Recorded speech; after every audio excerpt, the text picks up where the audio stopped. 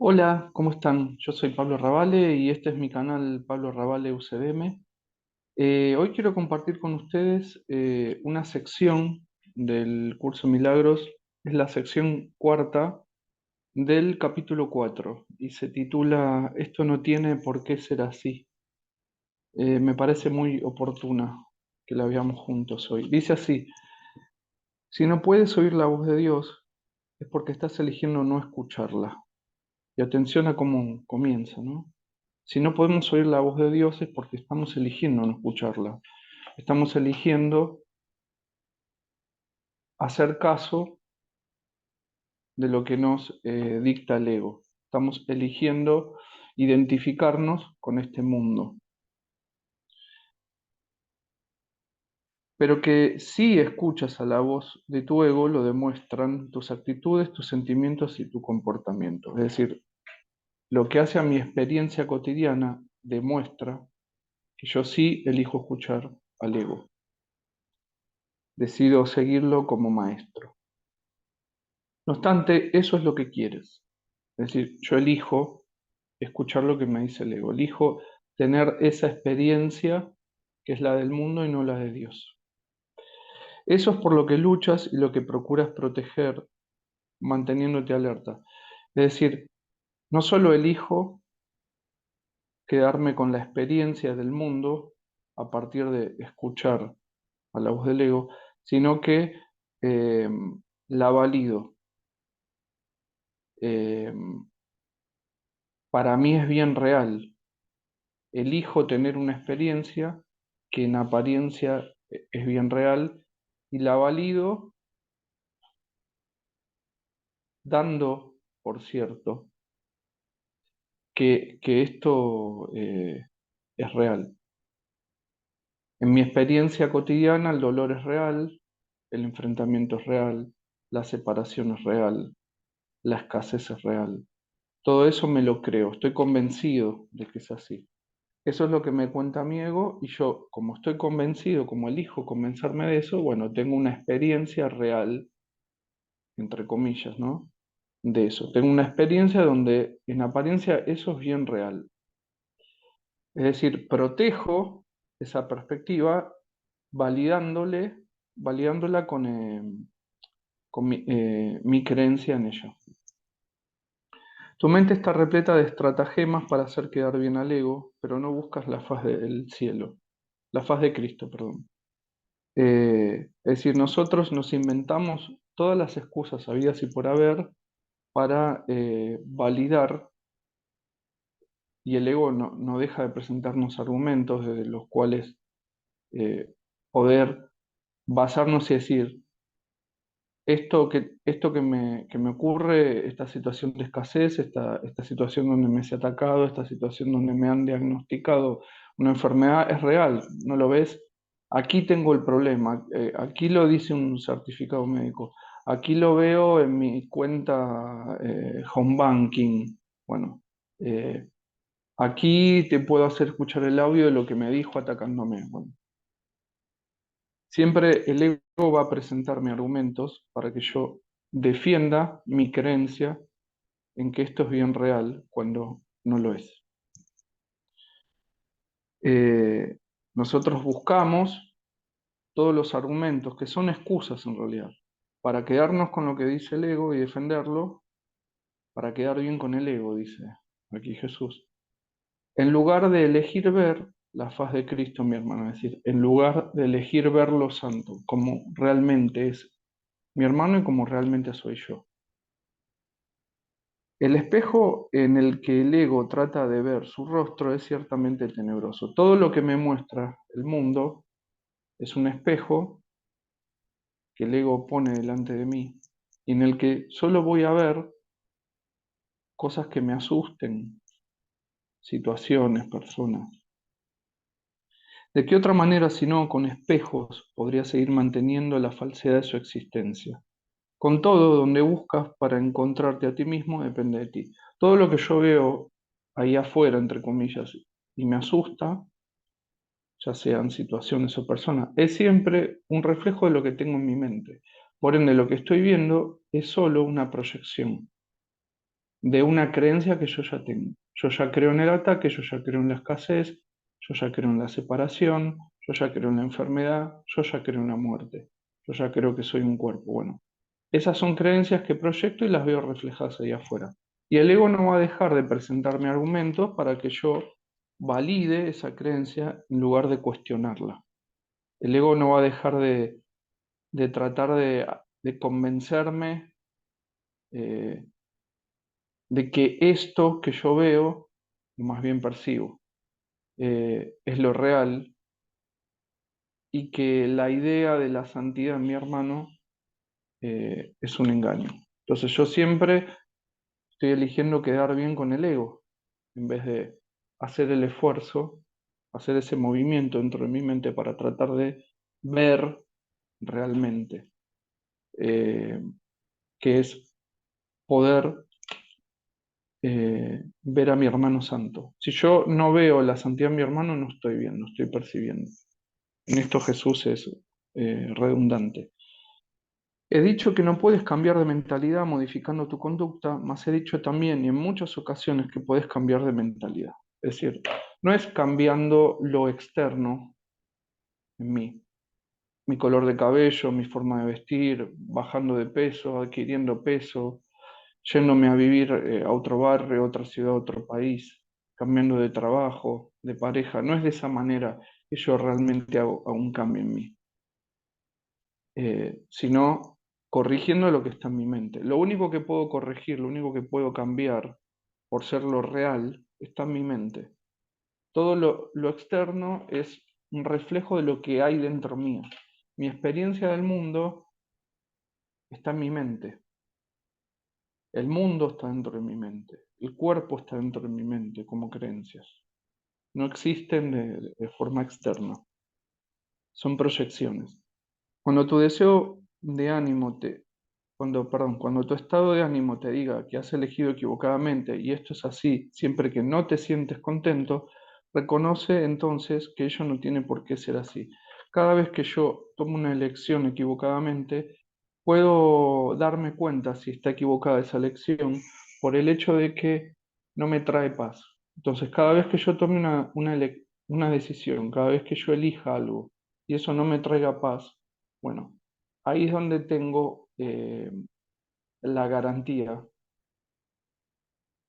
no solo de que he elegido mal, sino de que puedo volver a elegir en función de no seguir perturbado por lo que elijo, por lo que he elegido percibir equivocadamente de forma previa. Entonces, cada vez que mi estado de ánimo no sea el mejor, bueno, eso va a denotar, eso es la señal que yo necesito y a lo que tengo que prestarle atención, de que he tomado una decisión equivocada.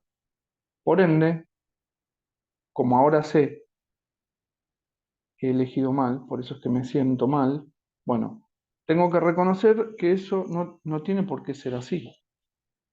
Puedo volver a elegir. Ahí es donde tengo la garantía de que podemos volver a elegir y de que esto no tiene por qué ser así.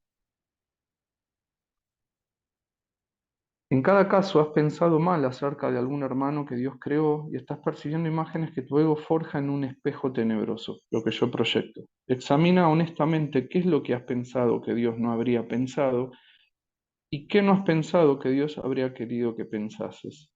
Es decir, yo tengo que examinar en qué momento yo pensé, dije o hice algo que Dios no hubiera pensado, dicho ni hecho. Y ahí es donde voy a descubrir en qué momento yo elegí equivocadamente. ¿Sí?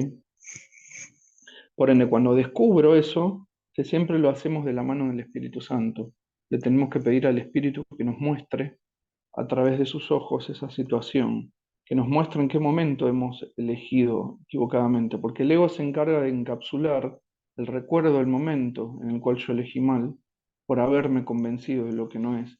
Y de esa manera yo no puedo nunca identificar cuándo ni por qué cometí el error de convencerme de lo que no es. Entonces nos tiene ahí atrapado el ego para siempre, a medida que no descubramos la causa real, que siempre se vuelve inconsciente la causa real. Examina honestamente qué es lo que has pensado que Dios no habría pensado y qué no has pensado que Dios habría querido que pensases. Examina honestamente tanto lo que has hecho como lo que has dejado sin hacer y cambia entonces de mentalidad para que así puedas pensar con la mente de Dios. La mentalidad de Dios, de lo único que nos va a dar cuenta es que estamos a salvo, de que somos eternos, santos y perfectos. Ninguna otra cosa que me diga lo contrario a eso puede venir de Dios. Y cuando digo que somos santos, perfectos y eternos, no pasa solo por, digamos, lo que yo pienso de mí, sino sobre todo lo que percibo en los demás. En la medida que yo no vea a alguien santo, a un solo ser vivo, no lo vea santo, bueno, no estoy viendo, no estoy pensando con los pensamientos de Dios, estoy percibiendo, es decir, estoy tomando la asesoría del ego. Esto puede parecer difícil, pero es mucho más fácil que intentar pensar al revés de cómo piensa él, es decir, de cómo piensa Dios. Tu mente y la de Dios son una. Negar esto y pensar de otra manera ha conservado a tu ego intacto, pero ha dividido literalmente a tu mente. Como hermano que te ama, nos dice Jesús, tu mente es de suma importancia para mí y te exhorto a seguir mi ejemplo cuando te contemples a ti mismo y cuando contemples a tu hermano y a que veas en ambos las gloriosas creaciones de un Padre glorioso. ¿Qué significa esto? Jesús nos exhorta a esto de ver el Cristo en mi hermano, de lograr ver por un instante, aunque sea, la santidad en mi hermano. Porque de esa manera, si yo logro ver por un instante, aunque sea la santidad de mi hermano, es como estaré viendo mi propia santidad. Porque como el otro siempre es reflejo de mí mismo, si yo logro verlo inocente por un instante, bueno, ahí es donde estoy reconociendo mi propia santidad. En la medida que yo elija verlo culpable y quedarme solo con lo que el mundo me muestra en apariencia de mi hermano, y cuando digo mi hermano me refiero a cualquier ser vivo, pensemos en la persona que más nos desagrada, por la que sentimos más rechazo. Bueno, en la medida que yo no haga el esfuerzo, el trabajo en mi mente para poder ver en él la santidad, en realidad de lo que estaré dando testimonio es que yo soy tan culpable como él. ¿Por qué? Porque todo lo que veo ahí fuera es un reflejo de mí mismo, siempre.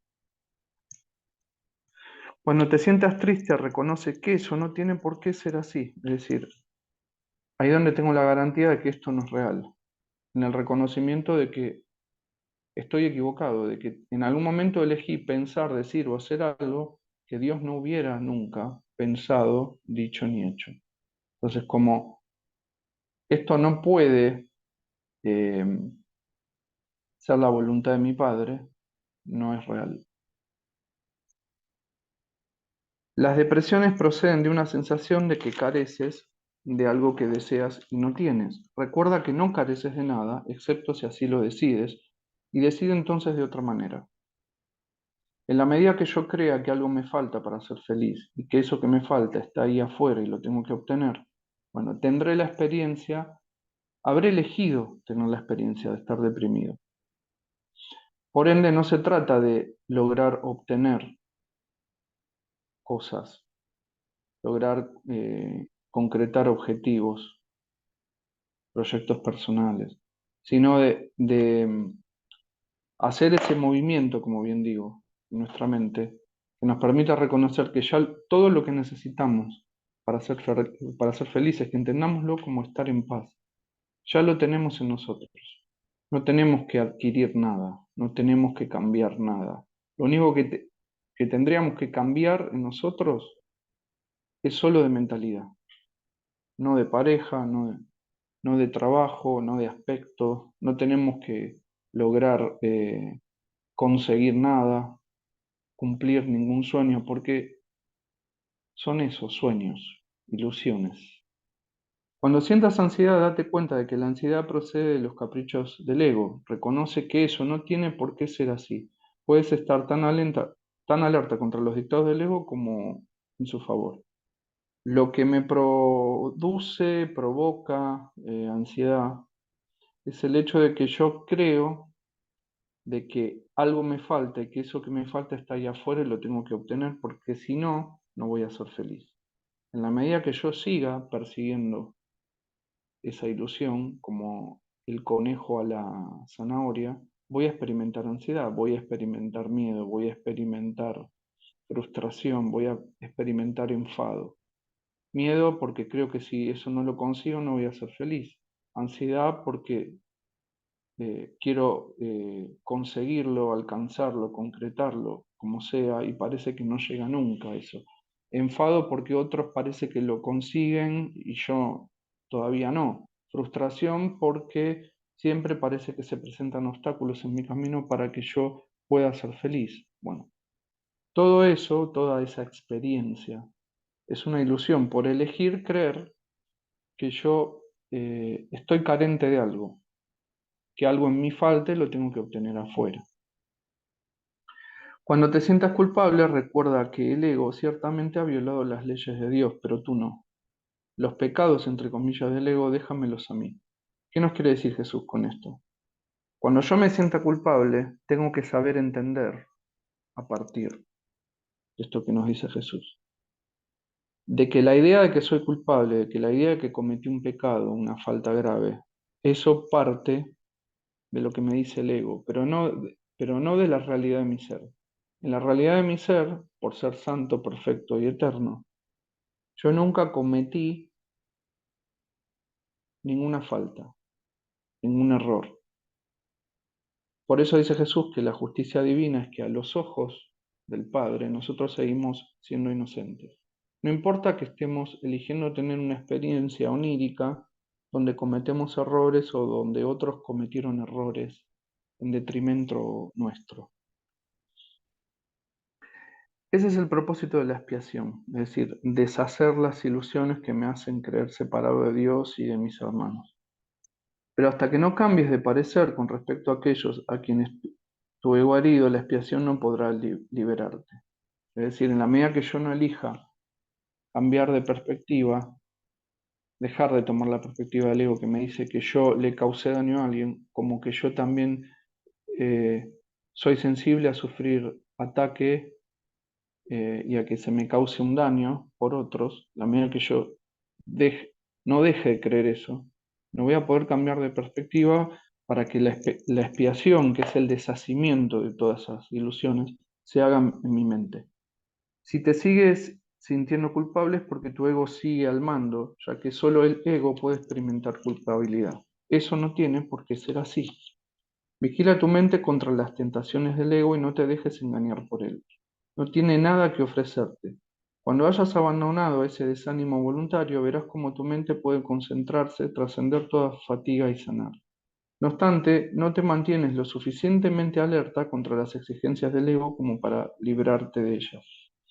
Eso no tiene por qué ser así. En la medida que yo me sienta culpable, me sienta frustrado, me sienta atemorizado, me sienta atacado, es porque estoy dejando que el ego controle mi mente. Lo estoy dejando a cargo de mi vida. En la medida que yo tenga la voluntad de cambiar de perspectiva y de no seguir escuchando lo que me dice esa parte de mi mente, bueno, mi experiencia será otra. El hábito de colaborar con Dios y sus creaciones se adquiere fácilmente si te niegas diligentemente a dejar tu mente, a dejar que tu mente divague. Es muy importante no permitir que nuestra mente divague.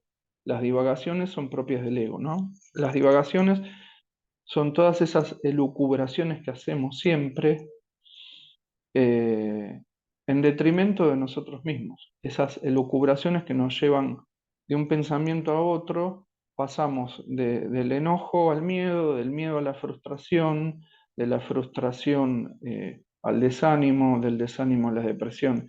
Entramos en esa espiral descendente eh, que lo único que nos causa es sufrimiento.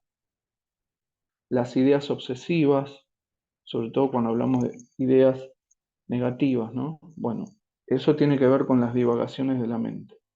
No se trata de un problema de falta de concentración, sino de la creencia de que nadie, incluido tú, es digno de un esfuerzo continuo. Pensamos, creemos, damos por válido el pensamiento mismo de que no vamos a poder tener control de nuestra mente. Y no es así. Ponte de mi parte, dice Jesús, sistemáticamente contra este engaño y no permitas que esa desafortunada creencia te retrase. Jesús lo que nos está queriendo decir aquí es que Él sabe que nosotros podemos hacerlo, podemos recuperar la soberanía de nuestra mente, simplemente eligiendo tener otra perspectiva. Ahora, ¿podemos tener esa perspectiva por nuestra cuenta? ¿Podemos alcanzarla? No. Por eso tenemos que pedirle ayuda. Eh, a esto se refiere cuando nos dice, ponte de mi parte, es decir, pedime ayuda. Pedime, pedile a Dios que te muestre con su visión lo que vos crees estar percibiendo y que tiene apariencia de real. Los descorazonados no pueden ayudarse a sí mismos ni me pueden ayudar a mí. Sin embargo, solo el ego puede sentirse descorazonado. ¿Qué es un descorazonado?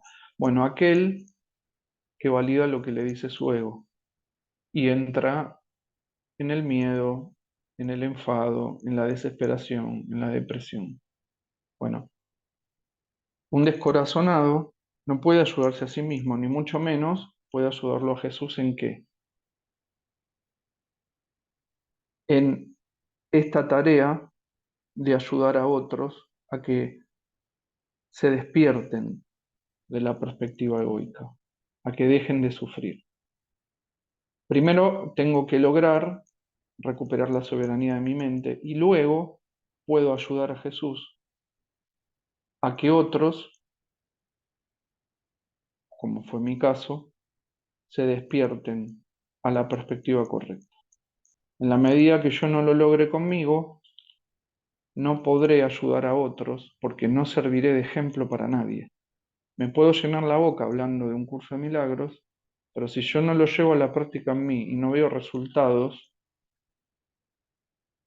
o sea, no sería coherente de mi parte ponerme a hablar de este libro, ponerme a dictar clases, armarme un canal de YouTube y vendérselo a todo el mundo como que es la salvación si yo no veo que genere efectos en mí. Tengo que ser coherente. ¿Te has detenido a pensar seriamente en las muchas oportunidades que has tenido de regocijarte y en cuántas has dejado pasar? El poder de un hijo de Dios es ilimitado, pero él puede restringir la expresión de su poder tanto como quiera. Lo que nos está queriendo decir aquí es que nos detengamos a pensar en cuántas ocasiones podríamos haber estado en paz y hemos elegido no tener la experiencia de la paz. El poder de un hijo de Dios es ilimitado. Nosotros tenemos un poder ilimitado porque tenemos el libre albedrío, tenemos la capacidad de poder elegir qué experiencia queremos tener. Cada experiencia que tenemos es una elección que hemos hecho previamente.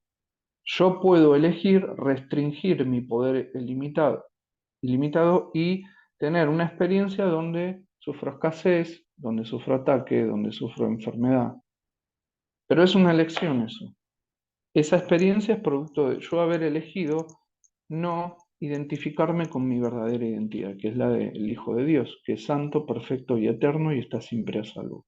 En la medida que yo elija identificarme con este personaje que me creo ser, tendré la experiencia de ser alguien falible, alguien mortal, alguien sensible de daño, de ataque, etcétera, etcétera.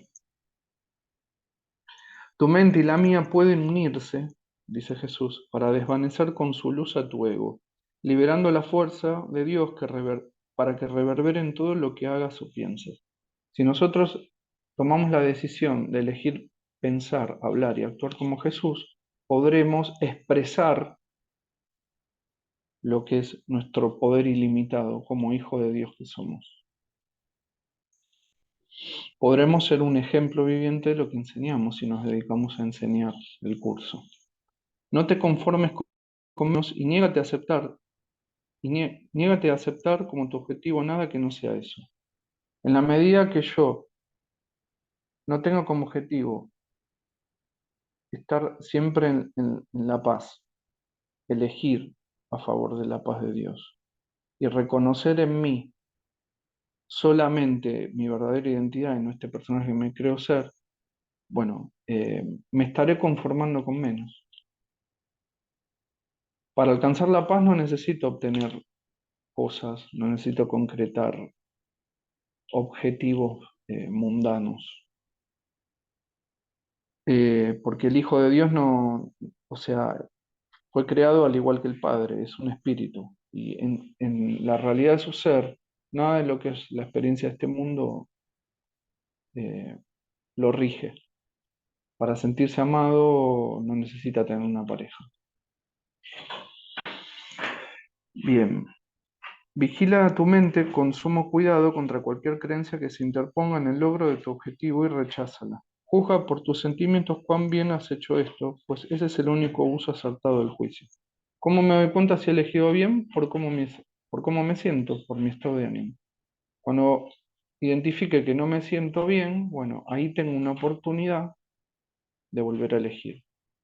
Y la garantía de que si elijo esa experiencia de dolor, de frustración, de miedo, se va a terminar. ¿Por qué? Porque no es real. A esto se refiere con el título, ¿no?, de la sección en sí misma. Esto no tiene por qué ser así.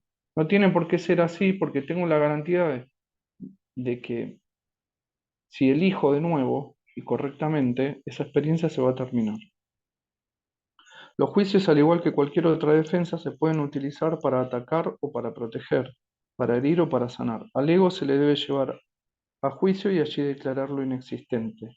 Sin tu lealtad, protección y amor, el ego no puede existir. En la medida que yo no elija tomar su asesoría, bueno, todo lo que me proponga no, no lo convertiré en una experiencia. Si me propone el verme atacado, me propone el separarme de mi hermano, bueno, esa es la experiencia que tendré y así es como me sentiré producto de elegir tomar eh, su guía, ¿no? Me sentiré atacado, sentiré que me tengo que separar del otro porque si no corro peligro, sentiré que el otro me envidia, etcétera, etcétera. Deja que sea juzgado imparcialmente y no podrás por menos que retirarle tu lealtad, tu protección y tu amor. ¿Cómo es ser juzgado imparcialmente? ¿Qué quiere decir con esto? Bueno, saber reconocer de que no es ni bueno ni malo, simplemente no es algo real. Lo mismo con el mundo. Dice Jesús que al mundo no tenemos ni que amarlo ni que condenarlo, simplemente lo tenemos que perdonar porque es una ilusión, es decir, deshacerlo como la ilusión que es. Eres un espejo de la verdad en el que Dios mismo brilla en perfecta luz. Al tenebroso espejo del ego no tienes sino que decirle, no voy a mirar ahí porque sé que esas imágenes no son verdad. Deja entonces que el Santísimo brille sobre ti en paz. Se refiere a Dios, ¿no? La gloria de Dios, que brille sobre nosotros y que eso se experimente como la sensación de paz infinita, no solo en mí, sino que yo puedo también transmitir en otros, sabiendo que así, solo así es como debe ser. Su mente resplandece sobre ti en tu creación y le dio existencia a tu mente. Su mente, es decir, la mente de Dios, resplandece todavía sobre ti y no puede sino resplandecer a través de ti. Es decir, no solo su paz la voy a experimentar yo, sino que yo esa paz la puedo compartir con otros, que es lo que hizo Jesús con nosotros. Tu ego no puede impedir que Dios resplandezca sobre ti, pero sí puede impedirte que le dejes resplandecer a través de ti. Es decir, en la medida que yo elija que esa luz resplandezca a través de mí hacia otros, bueno, no no podré ayudar a nadie, porque estaré negando esa luz en mí. El primer advenimiento de Cristo no es más que otro nombre para la creación, pues Cristo es el Hijo de Dios. La llegada de Jesús no fue el advenimiento de Cristo. El advenimiento de Cristo, la llegada de Cristo, tiene que ver con el hecho mismo de cuando Dios creó a su Hijo, que somos todos como uno solo. Eh, el segundo advenimiento de Cristo no significa otra cosa que el fin del dominio del ego y la curación de la mente. El segundo advenimiento de Cristo, a diferencia de lo que creen las religiones cristianas, que sería el regreso de Jesús para que comience el fin del mundo, bueno, Jesús lo que nos dice es que en realidad lo único que se va a terminar va a ser el dominio del ego sobre cada uno de nosotros. Y eso va a suceder como el despertar de la mente una, esa mente una, ese único ser que somos, en esencia, de este sueño de separación. El fin de este mundo, como sueño que es, sería cuando todos nos despertemos del sueño de que esto es real, así como se despertó Jesús. Por ende, no es que Jesús vuelva eh, a aparecer entre nosotros como un cuerpo, no, sino que todos nos despertemos a la conciencia de ser el Hijo de Dios. Cristo es eso, es la conciencia de que soy el Hijo de Dios. En la medida que yo me despierte a esa conciencia, recupere la conciencia de ser el Hijo de Dios, bueno, ahí se produce el advenimiento de Cristo en mí. El segundo advenimiento es cuando todos recuperemos esa conciencia, esa memoria de ser el Hijo de Dios. Al igual que tú, dice Jesús, fui creado en el primero y te he llamado para que te unas a mí en el segundo. ¿Por qué fue creado en el primer advenimiento? Porque Él, como nosotros, es el Hijo de Dios, ¿sí? Cuando el Hijo pasó a existir como creación de su Padre, bueno, ahí tomó conocimiento de ser el Hijo. Ese fue el primer advenimiento de Cristo. Cuando tomó conciencia por primera vez de existir como tal el Hijo. Dentro de ese ser único que somos también está este fragmento que en algún momento apareció aquí en el sueño del mundo como Jesús. Estoy a cargo del segundo advenimiento y mi juicio, que se usa solamente como protección, no puede ser erróneo porque nunca ataca. Fíjense que él dice que nos llama para que nos unamos a él en el segundo advenimiento, es decir, a lo que nos está llamando es a que nos despertemos como se despertó él. Y que si nosotros tomamos su perspectiva, eso nos vuelve invulnerables a todas las ilusiones de ataque. Por eso dice, mi juicio que se usa solamente como protección. No puede ser erróneo porque nunca ataca.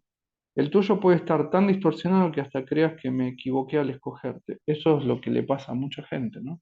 Que no se siente digna del llamado de Dios. Eh, Jesús nos escoge en qué sentido, de que Él quiere ayudarnos a despertar y que a su vez lo ayudemos a que otros se despierten con nosotros. Te aseguro que eso es un error de tu ego, el creer que yo no soy digno de ser llamado por Dios ni de ser digamos, un colaborador de Jesús. No lo confundas con humildad. Tu ego está tratando de convencerte de que Él es real y de que yo no lo soy, ya que si yo soy real, no puedo ser más real que tú.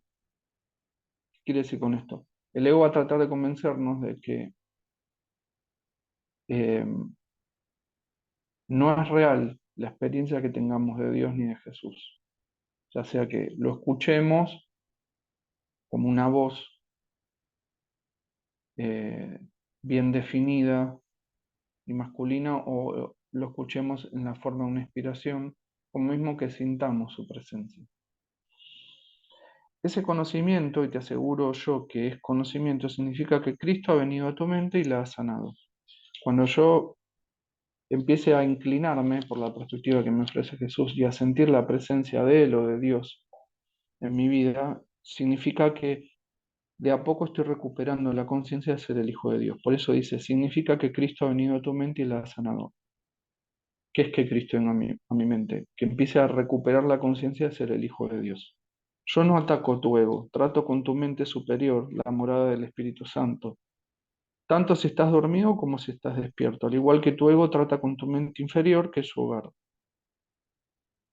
Es decir, él siempre se va a dirigir a nosotros desde la perspectiva de quién somos realmente, el Hijo de Dios, no el personaje que nos creemos ser. El ego sí se dirige al personaje que nos creemos ser. Me mantengo alerta por ti con respecto a esto porque tú estás tan confundido que te resulta imposible reconocer tu propia esperanza.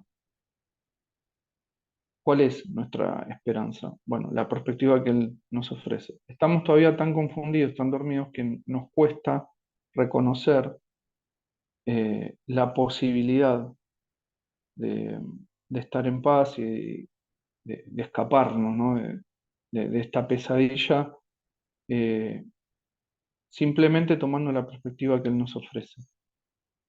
No estoy equivocado. Tu mente optará por unirse a la mía y juntos somos invencibles. Tú y tu hermano os uniréis finalmente en mi nombre y vuestra cordura os será restaurada. Resucité a los muertos porque sabía que la vida era un atributo eterno de todo lo que el Dios viviente creó. ¿Qué significa esto? Los muertos que nos cuenta la Biblia, el Nuevo Testamento de la Biblia, que Jesús resucitó, eran personas que se convencieron de ser cuerpos y que se convencieron de ser cuerpos que enfermaban y que se morían. Jesús los volvió a la vida cuando les demostró, les hizo ver que estaban equivocados, de que era una creencia errónea eh, identificarse con esto de ser cuerpos que enfermaban y morían, y así es como los lograba reanimar. Entonces, si yo estoy convencido de ser un cuerpo y a su vez me convenzo que como cuerpo me puedo enfermar y morir, y de pronto ante mí aparece Jesús y me hace ver que eso es una creencia errónea, bueno, al deshacer mi creencia en ser un cuerpo y que como cuerpo me puedo enfermar, bueno, se va a deshacer mi experiencia de estar enfermo y se va a deshacer incluso mi experiencia de haber muerto. Por ende me levantaré. Por eso, cuando él se apersonó ante Lázaro, simplemente le dijo, levántate y anda. O sea, lo que nos está queriendo decir ese relato es que Jesús logró deshacer en la mente de Lázaro la creencia de ser un cuerpo y de haber enfermado y muerto. Por eso Lázaro se levantó, como la hija de Jairo, una niña que creía estar enferma y haber muerto. Y él que les dijo a los padres, no está muerta, está durmiendo. Bueno, luego le dijo a la niña, muchachita, levántate. Eso, digamos, es un relato que está sintetizado. En realidad, ahí lo que se habrá sucedido es que Jesús le demostró que estaba equivocado. Simplemente enseñándoles cómo pedir la perspectiva correcta para comprobar de esa forma que estamos equivocados. Que eso no tiene por qué ser así, como nos dice el título de esta sección. ¿Por qué crees que habría de ser más difícil para mí inspirar a los desanimados o estabilizar lo inestable? Es decir, ¿por qué sería más difícil para él eh, resucitar un muerto que lograr eh, hacernos comprender de que estamos por el momento eligiendo la perspectiva incorrecta? Yo no creo que haya grados de dificultad en los milagros, tú sí. Te he llamado y tú responderás. Yo comprendo que los milagros son acontecimientos naturales porque son expresiones de amor. El que yo te llame, dice Jesús, es tan natural como el que tú me respondas e igualmente inevitable. Maravillosa sección eh, para volver a leer y para reflexionar respecto de por qué tenemos la experiencia que tenemos. Bueno, hoy entendemos que es por una elección. Entonces, podemos elegir que esto no siga siendo así. Esto no tiene por qué ser así. Puedo elegir no tener la experiencia que estoy teniendo. Puedo elegir hacer digamos, ese movimiento en mi mente, de estar todo el tiempo afirmando, esto no tiene por qué ser cierto porque no viene de Dios. Esta escasez, esta enfermedad, esta, esta aparente situación de ataque, esto no tiene por qué ser así. Esto no puede venir de Dios porque no es real. En la medida que yo refuerce eso en mi mente, esa experiencia que estoy teniendo, que es una ilusión, va a ser deshecha. A esto se refiere Jesús en esta sección. Bien, si les ha gustado pueden darme un like, suscríbanse a mi canal, así me ayudan a mantener todo este contenido eh, vigente y dando vuelta por YouTube, así puede llegar a más personas. Nos vemos en un próximo video y pido un milagro en nombre de Jesús para todos. Adiós.